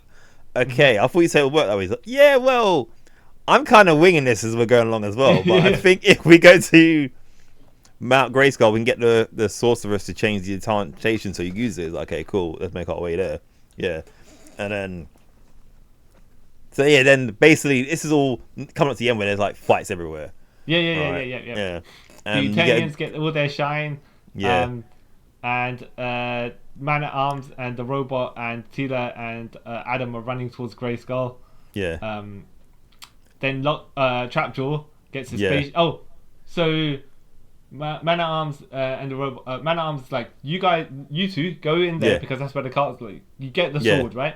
Me and the robot here will stay and stop everyone charging forward. Yeah. And it starts shooting down statues and stuff like that to knock the bridge and everything like that. Yeah. And then Trapjaw's on his spaceship. Yeah. And Man-at-Arms is, like you said, he's getting a bit frozen, right? The robot's like, okay, let me come and let me try and shoot him down, and then he gets blasted to pieces. And Man-at-Arms is like, the power of revenge, right? The power of soberness as well, apparently, because like 15 years drunk and somehow overnight, like the same as Jack Bauer that kicked a drug habit over 24 hours. Over 24 hours, heroin addict. That made no sense, but it feels that easy. So when he jumped into the Trapjaw's spaceship, I thought they were gonna have a good tussle inside there, but no, man. It's like they roll about a little bit. Yep. And then he tears off Trapjaw's jaw and shoves a bomb in there, puts the jaw back on and jumps out. I was like, okay. All right, that was a squash match. Fair enough. But even like, that's straight up murder. Okay. Because it's very close. I was like, you know what? I suppose in a state it makes sense to not have a prolonged fight. Why? How could he? But I would expect him to have a tussle, then Man-at-Arms be sneaky about getting an advantage. Like, this ain't a fight. No, this is murder. Well, it's like Vin Diesel would say, right? Yeah. Well, what? Saying that time was it? The street always. What about street? Yeah. In a street fight, the street always wins. Like. Yeah. What? Yeah. It kind of. As you know, because it's a no rules fight, so they're cheating. You can do whatever you want, you know. Yeah. Yeah. In a war zone. Sense. Yeah. And then. So also, it's got to speak about the Master Universe when they're having their fight, where they're showing off all their abilities, right? And then you see Man and Fisto, like, was he say so much like weird sexual innuendos? Like, was it? How do you like being fisted or something like? Fisto says that, like, okay. And then what was it? He goes, "Go give him head, Man." Like, this is terrible, because these names are terrible. And then they kind of like do the little warrior stance against each other, and you see that girl doing her weird spinny gun fu stuff, which was pretty cool. And then back to Tila and Adam and Cringer, and he's like, okay, Cringer, you can do the things. Like, oh, do I have to? Like, yeah. He's like, oh, okay. So then you pan out, you see Cringer's head bopping up and down, and it pans out, and you see them like sitting on him, like riding it like it's when he's Battle Cat. So I was like, oh, that's pretty cool. And then he does make a reference as well, like, next time I'm gonna wear armor. And like, see, you did the Iron Man 1 thing when Rhodey sees the suit and he goes, huh, maybe next time, baby. But he doesn't get to wear it. It's different actor. But they did that, so I was like, that's pretty cool. Yeah, so they get to Castle Eternia. Oh, sorry, Castle Grayskull, just before Skeletor's about to do the enchantation with the sorceress, and He-Man manages to get Adam managed to get to the sword. Yeah. And so Cringer fights Beastman, Yeah. Evil-lyn fights Tila. Yeah. And she's not all just magic, by the way. She's doing staff attacks as well. She's like, oh, okay. Yeah, it's like, okay. No, yeah, pretty cool. And Tila's got a small, a long dagger. It's like, yeah. But she's got that staff can close quite a distance, by the way. Yeah, it's like, she's got the reach. The most ideal weapon, but yeah, you got to use what you got to use, right? Yeah. So they start fighting. Adam becomes He-Man again, and no, he doesn't become He-Man yet, does he? Yeah, try to talk to Skeletor. Yes. And Skeletor grabs him and starts throwing using non-brute force abilities. Yeah. And then trying to cast illusions and stuff like that. And then Adam gets the sword. Skeletor's like, all right, well, I'm just gonna blast you with my ram head staff magic, right? Yeah. And then the sword shatters. Yeah, and I was like, oh, I didn't expect that to happen. Like, oh, okay, that's crazy. So then he's like, so the sword's nothing really. Okay, cool. So I'm gonna stab you with it. So he stabs him with like the broken sword, which I thought, again, that's quite violent. Like, yeah.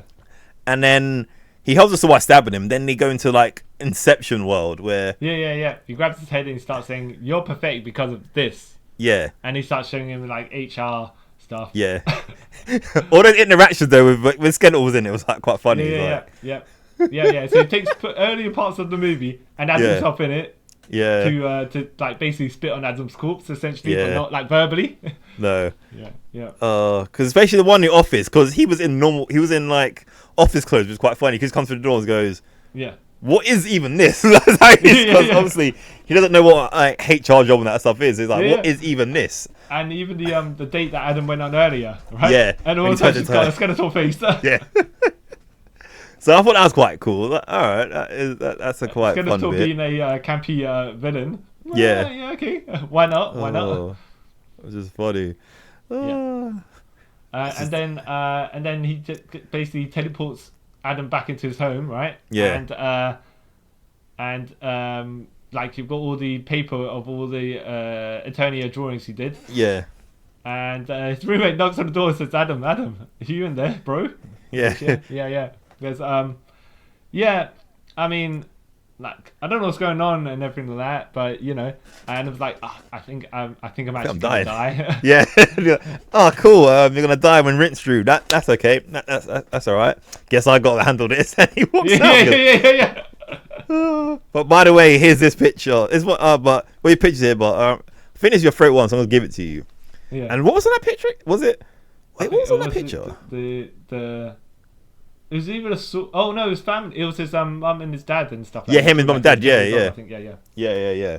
And that kind of like brings him back to life. Well, yeah. The sorceress comes and as the owl and she says to him, Adam, the power was within you all along. The sword is the conduit, just like Thor's hammer, right? I was like, this is very full. I'm like, Yeah. I get the metaphor, but okay. Yeah. Take it and say the magic words. So then Adam's like back in Castle Grayskull with all the rubble around him, and he starts putting out the sword, and it starts repairing itself. And then he's like, "I have the power," and then he turns into He-Man again. Ultimate Force He-Man, yeah. It's like, oh balls. Yes. And that's just getting like, okay, how about we do talk this out? And then it's all right. No, it's funny because it's even funnier than that because Adam's like, now he's his He-Man version, right? Yeah. And he's about to fight Skeletor and he goes, "You know what? We've been fighting all this time. Yeah. We should try talking." And Skeletor's like, "All right, what are you going to say?" And he tries to kill him anyway. Yeah. And He-Man's like, "You know what? Nah," and just uses all like his super speed and stuff to like punch the crap out of him. And obviously, because the Skeletor's got a skeleton face, like you see him like get his jaw broken and stuff like that, and that hit quite close home to me because broke my jaw. And then a bit when before he actually beats him, where his jaw's broken, and he goes and puts it back in. He's like, "Oh, okay, what do I do now?" Like, "Oh, I expected more from you, actually." Yeah. And then He-Man's like, "I was holding back, but if you want it." Yeah. And he just powers up his fists. Yeah. And then does he uppercut him out of the building or something? He does. Yeah. Knocks his head. Wait, does he kill him? Throws enough punches where I'm like, hold on a second, right? This one punch from this guy sends people flying into buildings. Yeah. Yeah. If you're doing like a 9-hit combo, Skeletor should be dead. He should be dead. I know he's like a sorcerer or whatever, Yeah. or whatever, but still, you know, this is a bit OTT. You know? Yeah. I think he's like, no, please, that time for talk you're saying, right? I would love to do that. I would love to do that. And then Seaman's like, nah, it's too late. And then Skeletor's all psych, and he starts trying to blast him with the magic staff or whatever it is, which him and then reflects back to him and disintegrates him, isn't it? Skeletor. Yeah, so we think. Yeah. And then you see Evil-lyn's like, I'm gonna just creep away. I like that. She's like, yeah. I'm gone. And just as it like walks out, like no one runs away. She kind of like creeps out and then goes and like, okay. And then that's when Tina's like, yeah, you did it. And it's like, yeah, we did it because, you know, we're the master of the universe sort of thing. Yeah. And so then it goes to 6 months later. Yeah. And then everyone, Ram-Man and all the actual relevant crew of the Masters of the Universe are standing in a circle, laughing like they like at the end of the cartoon, of an 80s cartoon. Yeah. I didn't like that as well. Actually, that's really funny because they're overly having yeah, because they all did there's a big hands and hips in it. Like, and he comes also like, what are you doing? I didn't like that as well. Was him or Tila walking kind of like, what are you lot doing? He's like, I think it was Tila. Yeah. Because Prince Adam is now in his Masters of the Universe Revelation clothes. Yes. Yeah. The waistcoat and whatnot. Yeah. That's what he has in the 2003 series as well. He kind of wears sort of like that. I'm glad, by the way, they throw those little Easter eggs and stuff like that. Yeah, same here. Yeah. Because you see him talk to his mum like, yeah, you know, I'm here now, basically. And then, he walks down. And it's funny because it pans out. Like, he's talking to them. Then it kind of pans out and it goes back. And his roommate says, like, yeah, I'm kind of happy that, you know, you showed me that this place is actually real and that you're not crazy. Yeah. Okay, that's a... Yeah, it was a bit of a random one, but it was also a good, well-done tag because it's like, the amount of appearances for his roommate leads to this point. Yeah, so it's like it's kind of a good payoff because then like at least someone knows he's not crazy. So like I kind of like that, and he might bring me the next one. Who knows? But, yeah. And then the Tila's like to him. So you called all these people different names, like when you had them from your memories when you were 10 years old. Yeah, but what did you call me? And he goes, Tila. You're Tila. You're Tila. It's like, please. She's like, please. Yeah, please. And even like Man at Arms like, I'm not buying that. You called her something else. Yeah. Then it takes a while. Like, I called you. Was it Warrior Goddess? Yeah. Yeah. And I was like, is that her name? I can't remember that either. I don't remember her having been called that, but okay. No, I don't remember having a code name. So, okay. Yeah. And then even Dad's like, that's a bit too much. He's like, I know. I was only 10. He's like, well, it's still weird, isn't it? Oh. And then something happens. They're like, oh, we need He-Man's help, right?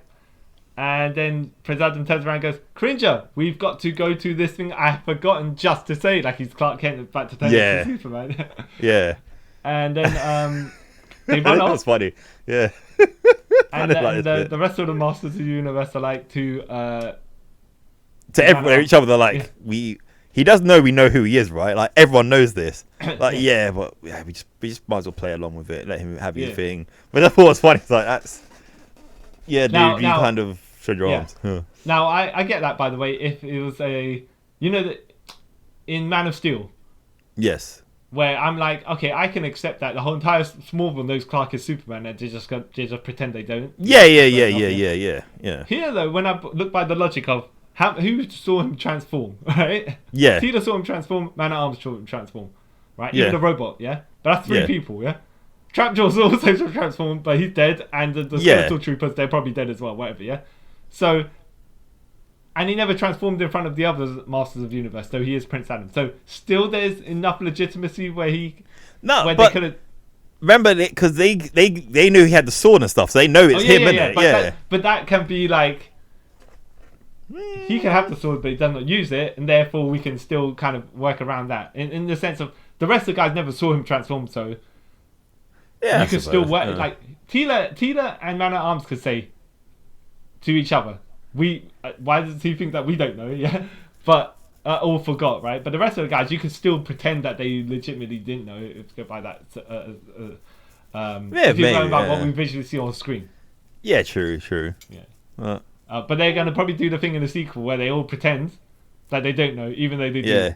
So it's not consistent. Yeah. Oh wow! It's He-Man. Where is Prince Adam? Oh yeah.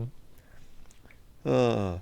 It'd be funny as well, like a bit. Say one of them's dying, and he's like, "I just want you to know that I know we all know you're He-Man, but we just played along with it because it kept you happy, kid." And something like that. Yeah, that reminds me as well. Is that when Teela's like, "Oh, so what did you call yourself then?" Yeah.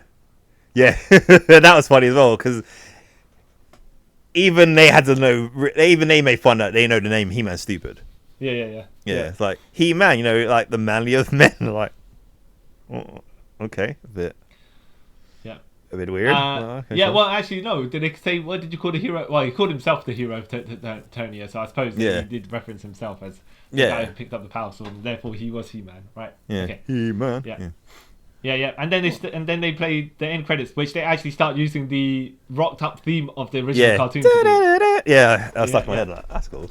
And then partway through the credits, the first thing credits is Orko, which I was like, okay, he wasn't in this movie. Yeah, for the whole time watching the film was like, why isn't it like? How come you not bring Orko into this? It's not like you can't explain him, but then that was like, oh, that's cool. Yeah. What did he say again? He tells the lesson learned at the end of the episode as he does the cartoons. I was like, I clapped at that. Yeah. And then after that, was it Man of Arms was talking to? Who is his mum talking to? Oh Man of Arms. Yeah, you're right. It's like so good. It's so good to have him back, but I might be paraphrasing but it's based on what I say. So it's like, it's good to have him back, but I still don't feel whole. It's like, we didn't get a chance to save her, but I'm pretty sure she'll turn up. I'm like, hey, what? And then it goes to, what's the place? I knew what the world she went to was when it happened, but I forgot. But anyway, it goes to where she gets teleported. Well, someone gets teleported to another place, right? And you're like, wait, what's this? And then someone's talking to her, and she's like, we got to fight a battle or something. I can't actually exactly remember what she said. And then it kind of pans out. You see a sword that's kind of similar to He-Man's one. You're like, wait, are they going this way? And then it pans out and you kind of see the silhouette of She-Ra. And like, oh, they're going with She-Ra, the Princess of Power. I was like, are they going to show us the face of the actress? I'm sure they haven't cast. That's what I thought, yeah. So, but she turns her face at an angle where there's enough shadow where you couldn't really see features. You couldn't really see. They can easily, I say, recast to whoever's standing in for the moment or whatever. Like they did with Thanos. Yeah. And that got me excited. I was like, oh snap! Okay. I thought they were going to try and pretend that He-Man and She-Ra are not a thing again, like it's done for the last couple of years because of the two different shows. Yeah. I was like, okay, that's cool. Because I remember the TV movie where He-Man and She-Ra met, and I was like, oh, that's cool. And she with her flying unicorn. So yeah. But I was quite looking forward to that. And also, we forgot to say, we see Battle Cat actually in his Battle Cat face more. So actually see that. So just before the end credits, like before we get to everything, He-Man says, "I have the power." Then he turns into He-Man and then Cringer gets the Battle Cat armor. Yeah. And I was like, that's cool. And they did do the what's it called? The howling stance or whatever it is that they sword raising stance. Yeah, I was like, that's awesome, man. That's awesome. I was happy. Yeah. It touched all the nostalgia points I wanted. At the same time, I'm like, what do you expect of this movie? Because it is exactly. It hits the checkpoints you would want, right? Yes. It's not amazing, right? No. But it looks good, yeah? Yeah. Colourful visuals and everything like that, right? Yeah, man, yeah. It's colourful. Good action. Great. Good adventure story, you know? Yep. Some, like, a bit of Star Wars-y stuff as well. Like... Yeah. But, hey... But yeah, I don't want to say, there needs to be more originality in this film, but yeah, but Well, I don't necessarily need to expect that. No, and I'm glad, right, that they kind of got away from a lot of the bad stuff. I'm gonna say it's very bad. The stupid stuff in He-Man, like in a cartoon, how he could basically he threw a rope around the planet and pulled the planet. Yeah, but he also there was an asteroid coming to destroy Eternia. He threw a rock at the asteroid and destroyed it. So yeah, so I mean, so I'm kind of glad they're not going down that OP route of He-Man. So like, yeah, okay. Even though he was plenty OP already. Yeah. This movie.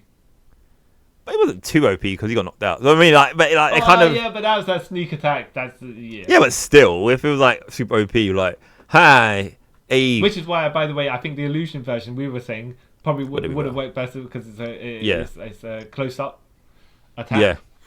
And they would have got the full brunt of it. Yeah, I'm okay with it. He-Man, you could just say he shrugged it off, but apparently not. No.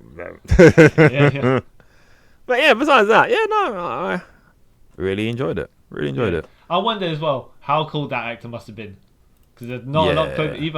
Either they put the heat up to accommodate him, or. But then again, I'm looking at Idris Elba, thinking, wow, you must. Yeah, you'd be soaking. Yeah, exactly. Oh, it's dreadful. Now, Tila, depending on what her costume is made out of, could have been fine. Sure, right? Yeah. Ways, right? Yeah.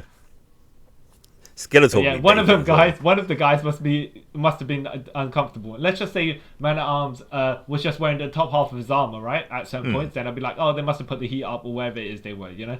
It made more sense. But no, he's wearing the top full top half of the thing suit as well. Yeah. Full on. Yeah. Yeah, man. It's Yeah, I enjoyed it. I think I enjoyed. Look, they put a lot of care into the costumes and the makeup and stuff like that. So I gotta give them that. It did look like a proper Masters of He-Man and the Masters of the Universe film. Yes, it did. Yeah, and they did well. Yeah. Hopefully, a sequel. I would watch this film over the Dolph Lundgren film. Yeah, any day. Not that hesitation. Yeah. By the way, I thought you didn't you. I can't. I didn't before you say you like that film, or am I just completely misremembering what you're saying? I may have, but I don't think. No, because I don't think I haven't watched that in close to about 30 years. Like I remember watching The Kid a couple of times. Yeah. And then I may have watched it once we was in secondary school, and I've never watched it ever since. Yeah. All right. I think I said no. I said I like the end of credits where Skeletor comes and goes, "I'll be back," and then nearly 30 years later, 40 years later, and he hasn't come back. Yeah, so that might be what I said. Still has not come back. Yeah. He's not going anywhere. Yeah. So but I'm intrigued as to what they're going to do with the sequel, because are they going to do a separate Shiara film? Is he going to go to her planet? Why was there no mention of twins beforehand randomly? But whatever, you can only concentrate one person at a time. That's kind of the same in the original, isn't it? Like it's not mentioned till like, oh yeah, by the way, he had a sister. Wait, what? Yeah, you know what I mean? The King and Queen clearly don't care about their about their daughter. Yeah, like especially all right. If they weren't twins, I can kind of allow it. You know what I mean? Yeah. Like. She disappeared, so we thought, okay, cool, whatever, we have another child. But to have twins and then never mention the other twin. She's there somewhere. That's a bit weird. Yeah, no, it's different, by the way, if they don't mention to Adam, right? Yeah. But they mention to each other? Yeah. So it's like, remember when our daughter got kidnapped? Yeah. Not necessarily we want to judge our bad memories, but... No, but, or at least have like a shrine or something like dedicated to the person. Or at least them said, we've got to look for her. Oh, no, we don't. We got a kingdom to look after. Yeah, kingdom's more important. Or maybe that's why his dad was pissed. It's like, I could have had a daughter who'd have probably been awesome. A daughter was Tila, right? Yeah, like, rather than skinny boy here. But, I don't know. It's a weird... not retcon, but a weird just thing to just not mention ever. Oh, hilarious! Yeah. So, do you think we'll see a She-Ra movie first, or do you think they're gonna do with He-Man in it as they are doing the Supergirl movie that has Superman. I think in part. I don't know. I think they might just put her in the next one and kind of like do it that way. But then I was just reading like on the Wikipedia page, right? Apparently, where is it? Apparently, it's meant to be like an Amazon TV show of She-Ra coming out. So I don't know if that's how they're going to use the vehicle to bring her in, or I don't know, because it's going to be an awkward one if you do a series, and then when they do a movie, the actor in the series has to make an appearance. You know, I think that's a bit like the Defenders contracts are. Yeah. Before for Netflix. When Netflix did have them, and then they never ended up using them. But that was like, okay, well, Disney TV. Well, if we want your Defenders to make an appearance in our movie, we will ask you.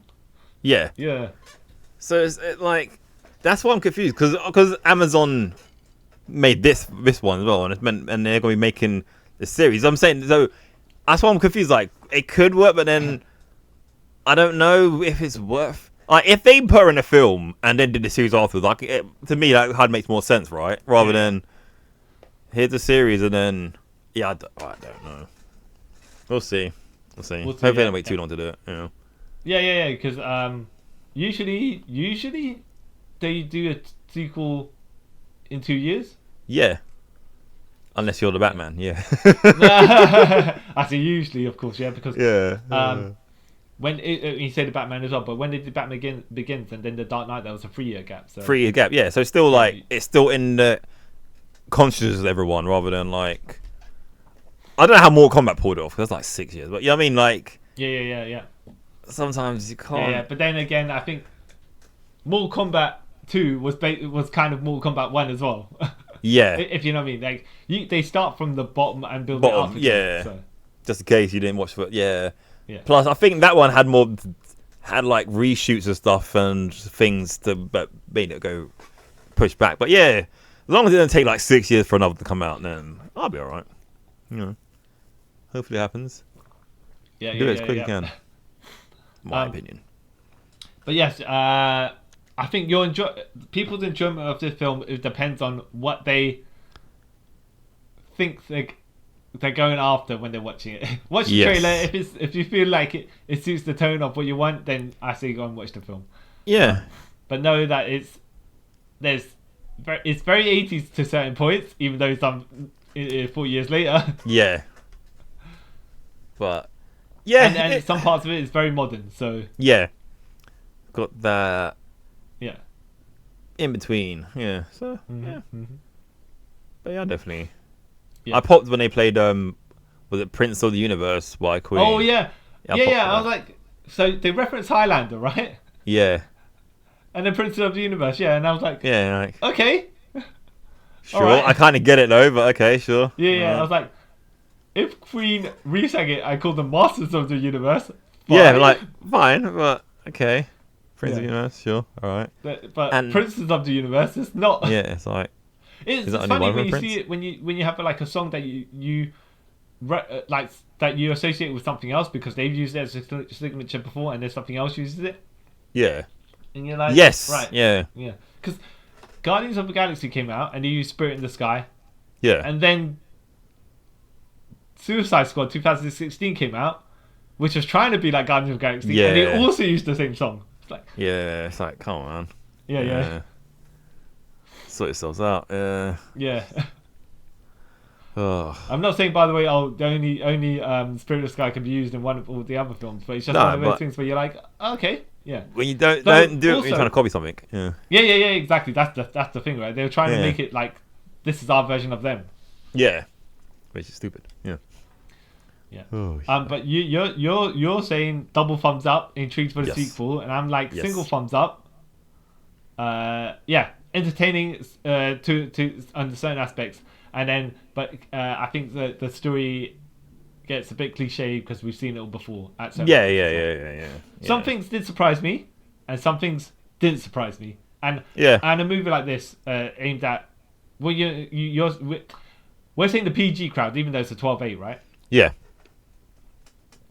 It's more like look, if it's aimed for the kids, then it's got to be. You got to have a certain level of predictability. Yeah, you do. Yeah. And If by the not- way, when Adam got shanked with the sword, Yeah. no bleeding. No. You noticed that. But he said Yeah, Turnian. I don't know. Yeah. But that's the thing. If it was a 15 or whatever, you see blood pouring out of him, right? Yeah. Making a pool by his feet or whatever. But we know the same that kids. All of a sudden, people don't bleed. But apparently, as well, we're gonna say because the sword is the conduit and the superpower, whatever. You could just Yeah, he got stabbed by himself. Yeah. yeah. He was just returning matter to him. Yeah, that's what it was. Oh. But yeah, man, definitely. Yeah. I would say it's worth a watch. To the look. If you know what you're getting, it's worth a watch. That's what. Yeah. It I made me want to. hesitate- Go on. Go on. No, I was gonna say. No. I hesitate to recommend it to the random person off the street, right? Who Yeah, does no, not know yeah. about He-Man. Yeah. No, actually, I might. I don't know. That's a good point. That's a tricky one as well. Because I would have said yes, but then I don't know. It depends what they're into as well. So yeah, no, a good point. Because you got to be like, remember the times where cartoons were a bit silly. That is also this as well. Yeah. You know, you got to take 4 years. Yeah. Because I can imagine right at the end when they're all laughing at nothing and doing their crappy joke, right? That a person who wasn't around at the time, like in the 80s, would be like, what? Yeah, would like, I don't get this. Yeah. Yeah. As a reference, you'd be like, that's a very, very, very strange scene for no reason, kind of. Yeah. It'd be like, there's a joke somewhere, but I'm not getting it. I'm gonna laugh because everyone else is laughing. Yeah, exactly. Oh. But this has made me want to go back and watch the sequel to Revelations. Oh yeah. Yeah, so I might actually watch that at some point. Yeah. Yeah. Because I like I might even read the Dynamite He-Man comics, which come out recently, so I might even read them too. Oh yeah, you're gonna Yeah, nostalgia try wise. and look for the original version of He-Man, where they had the comic line, I think, first without actually having the lore and backstory created, and basically that comic was saying that, oh yeah, he was a barbarian. Oh, okay. Like their so version of Conan, essentially, but not Conan, you know, which is that what makes they were sense. trying to do originally, but they were like, nah, he's too. He's too violent. Yeah. So we're gonna Yeah. go the other way. We're gonna make him blonde, and yeah. Yeah. Oh. Ooh, maybe. I'll check that out. Oh, okay.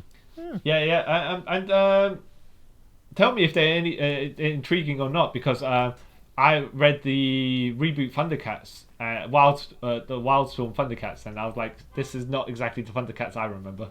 Okay. Sometimes, I'm it is, sometimes it wasn't. So because I'm currently reading the Dynamite Thundercats, and that's pretty good so Yeah. far. Yeah.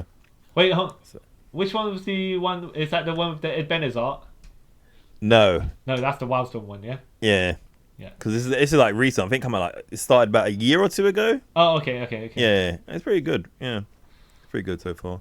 I think Declan Shelby's writing it, if I remember correctly. Yeah. Pretty good. Because I know him for his art. I'm thinking of 2000 when it came out in 2003, but I might be off. It might be 2013 or something like that. No, I think you might be right though. Because I think you might be right. Because I think I might be around when they rebooted the cartoon. Yeah. I think that was around like 2012, 13, something like that. So it might be around then. As you're talking about comics as well, right? Mm. The Udon Street Fighter comics were really good. Yeah. And I was like, when I saw Assassin's Fist, I was like, oh yeah, they're treating it like this, right? They're kind of like on a same level of. But I would not say read the Udon comics and then wait for this 2026 film, because I don't think that the tones are going to be wildly different. I don't know, because I was reading. There was a series of Udon Street Fighter comics I was reading, and that was kind of like funny but serious. Oh, which one? Yeah. Because it had characters from like all of the Street Fighters. Like, oh, okay, that's interesting, but I can't remember which one it was. But yeah. Yeah. So, We'll see. but I expect this Street Fighter film to not Great. not be like that. Yeah, exactly. No, I don't have high Awesome. expectations of. Not to knock it before it comes out or anything like that. It would just be. I'm like, from what I'm seeing from the trailers and all this other stuff, I'm not expecting much, and I could be surprised. I could be quite surprised by it. It's gonna be awesome. Oh, and You surely, I haven't read it, but I'm sure you've read it, where it was Masters of the Universe versus Injustice. No, I want to read that because I'll see how Yeah. stupid it's gonna be. Yeah, and I'm spoiling it for you when I say Prince Adam gets certain powers.